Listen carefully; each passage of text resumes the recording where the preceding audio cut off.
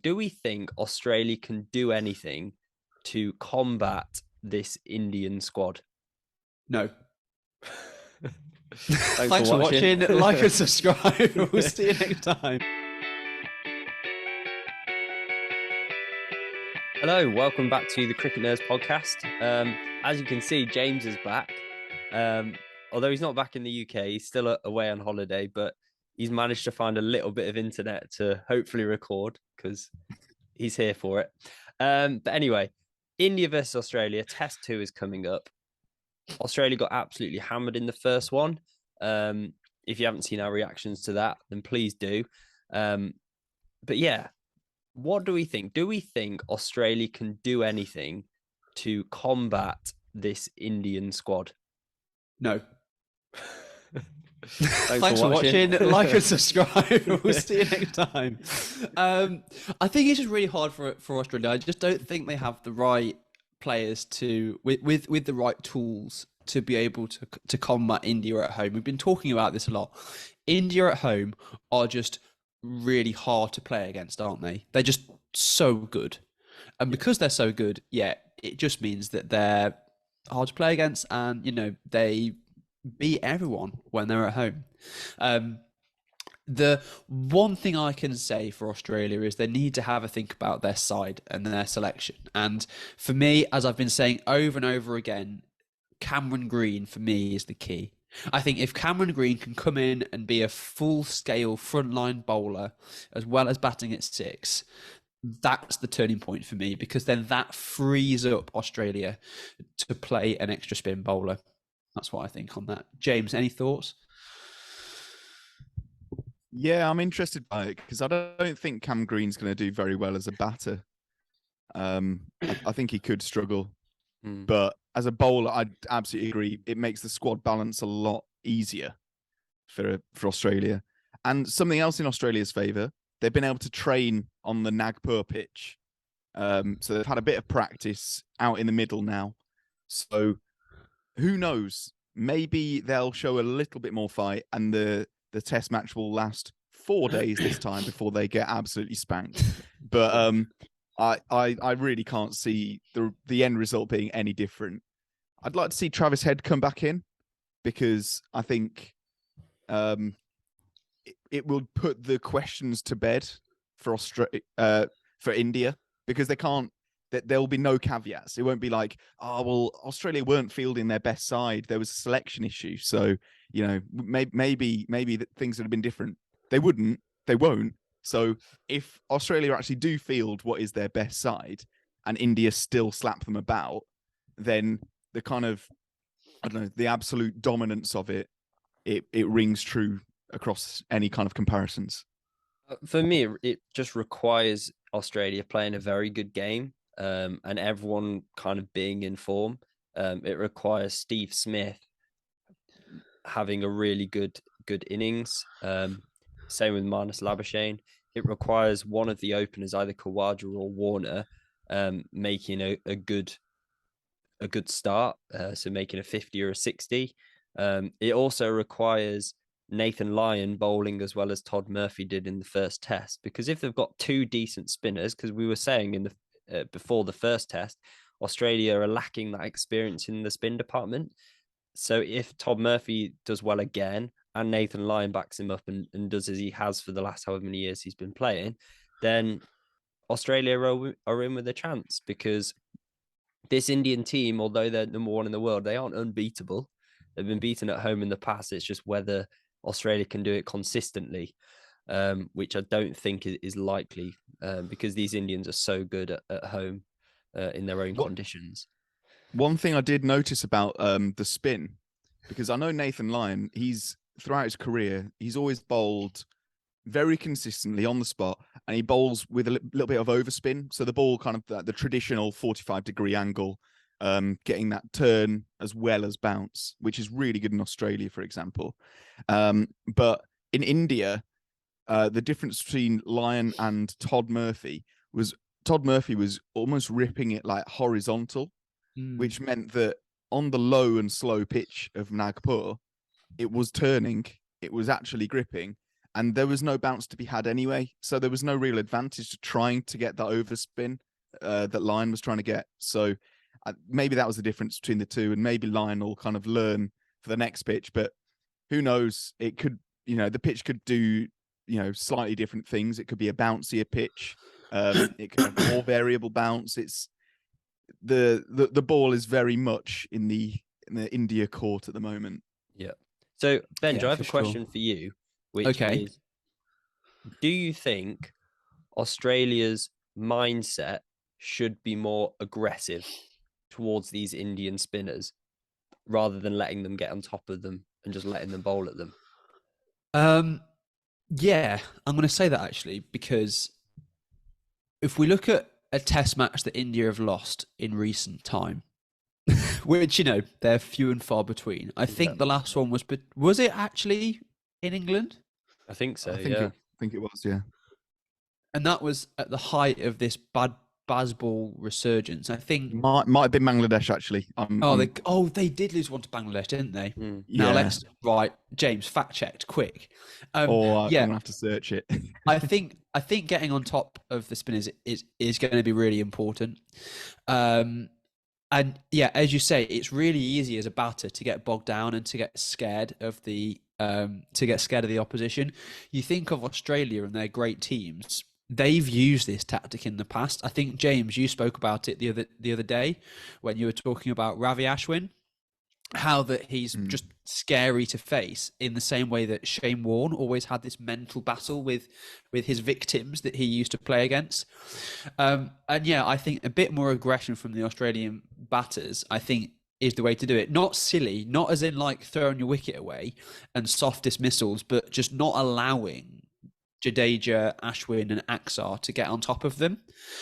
One person who we've not talked about, who I think is actually going to be really key for me, is Alex Carey.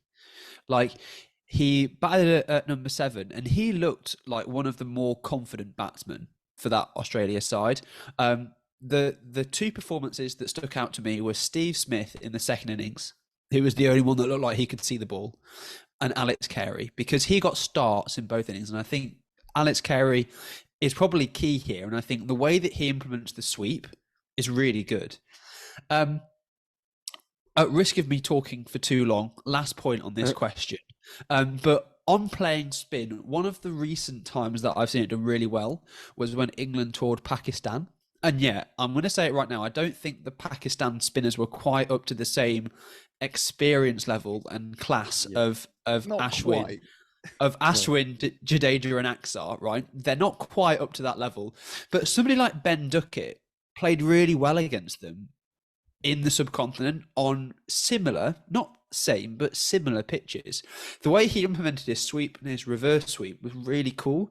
And I think that if Australia can do that and try to put the pressure back on the bowlers, I think that's their key. There's a lot of keys to success, but that's one of their small parts in trying to succeed in the subcontinent. I reckon Australia are missing out on one player. He didn't make the squad.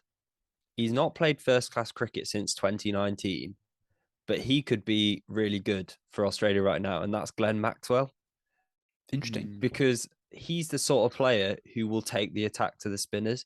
I know he didn't do great in Test match cricket, but he's used to those, to the Indian conditions. He's got a very good record in the IPL, especially against spin. And I feel like if he was in the squad, and I'd be interested to know what people think in the comments, because maybe he's injured, because he definitely made one of the Australian squads recently. I think it was against Sri Lanka and didn't end up getting picked. But I think if they'd picked him in the squad, he might be the perfect person to put in. Do you remember he broke his leg? Oh, yeah. Yeah, he's out with a broken leg. I think that was the biggest factor in it. I think he's still rehabbing. And I think, going into it, like in the planning a few months ago, Australia will have definitely had Maxwell in mind as because you're absolutely right. The more people that can do both disciplines well, like if you've got Maxwell coming in at 8, that's a bit of a luxury, isn't it? I think it's the same mindset that England had trying to get like Will Jacks or Liam Livingstone in at number 8.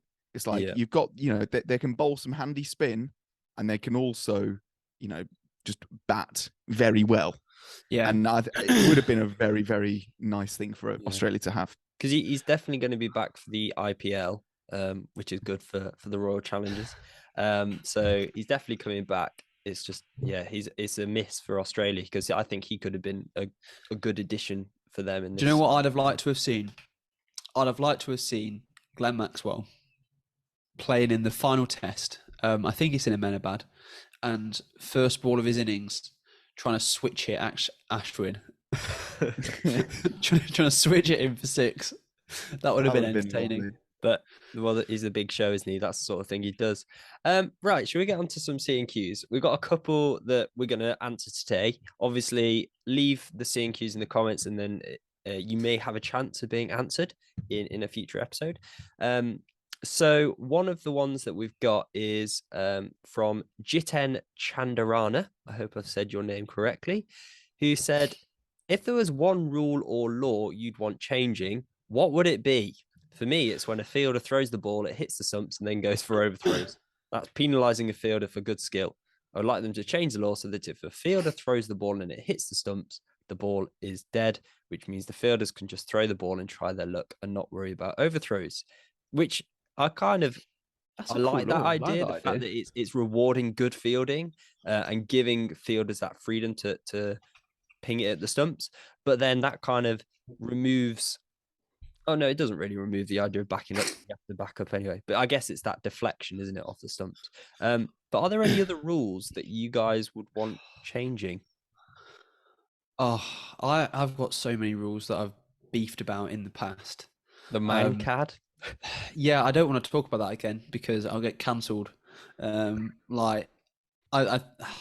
think James, you go because I'm going to get angry if I say anything else now. No, I'm. You can't just spring this on a man unprepared. I genuinely can't think of many, and I think I'm gonna have to hand this over to the cricket nerds in the comments. And because I know that the hitting the stumps on a run out attempt, that was something they did in the SA20. Yeah, and it actually worked quite well. I thought a lot more people were, aggressive, trying to get those run out opportunities. And you did see some more budding Jonty Rhodes attempts, which is always fun for the game. That being said, I don't know where it ends. I'd just like to know what people think in the comments, because I imagine there are quite a few innovations that people could come up with. I remember there was a Jared Kimber video a little while ago where he was talking about if you could have the chance to reinvent cricket.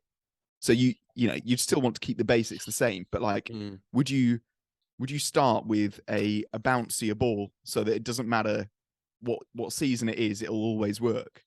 Or would you change the color of the ball permanently? Because the pink ball is far better for visibility, so you're less likely to have the issues that England had in Pakistan, where days were reduced by an hour and a half every single time because they can't see the ball because it's a dark red ball. Maybe the color of the ball, maybe that's what I'd go for. I've got a rule. I want to remove the rule where you can only have 2 fielders behind square on the leg side. I want to see the return of bodyline leg theory. Yeah, I don't think that's going to happen, but that'll be an interesting one. No, that's a joke. As James said, I think at the minute the game's in quite a good place. I think there are always things that crop up which we talk about rule changes. I mean, I've expressed my views on the run out at the non-strikers end, or the run out, or the man-cad, whatever you want to call it, many times on this podcast. For me, as a bowler, it's just not a way that I want to dismiss a batter. I'd much rather get them out using my own skill. And if they are taking an unfair advantage, I think there should be a different way that that's penalised. And I think my view is the third umpire, in the same way that they look at the bowler's front foot, I think they should also look at the batter's bat, and they should get a warning from the umpire, get a warning from the third umpire, and if they do it once, twice, 3 times, at that point it's 5 penalty runs. Yeah. I think that would be and just bin off this whole run out of the non-strikers end because it's stupid. Yeah, it is annoying. It's nothing that I guess it is kind of the batsman's fault, but at the same time, when the yeah, bowler's the batter's looking cheating, for it, but when the bowler's looking for it, it's yeah, it it's a just bit means of that you're a. not a good enough bowler, in my opinion. Well, And it's Ashwin would disagree, but there we go. And the final CNQ that we're just going to do very quickly is question mark over. Quite a few people have mentioned this, and they've mentioned it in different ways, so it's hard to kind of highlight one person. But the most recent one is from Wheel of Time, who wants to know if Kuldeep should be brought in to play a game. Given how India are doing, so Kuldeep Yadav in for say Jadeja or potentially Axar Patel. please refer to mine and James's video on answering all your questions about the BGS because we covered it in that video. Yes. BGT. Zach, what's your view on it though? What is your view? Because me and James gave our views. I reckon Kuldeep should be brought in because I think that he provides an extra dimension to the Indian bowling lineup. So that's another one that's been answered recently. Again, we answered it in our questions video. Well, you guys answered it in the questions video, but some people are still asking it. So we'll see. Anyway, thank you very much for watching. I hope you've enjoyed. Keep liking and subscribing. It's doing us lots of favors, so thank you very much. Also, make sure that you listen to us on your podcasting sites and follow us on social media. The link tree's in the description. Other than that, we hope you have a wonderful rest of your day, and we will see you later.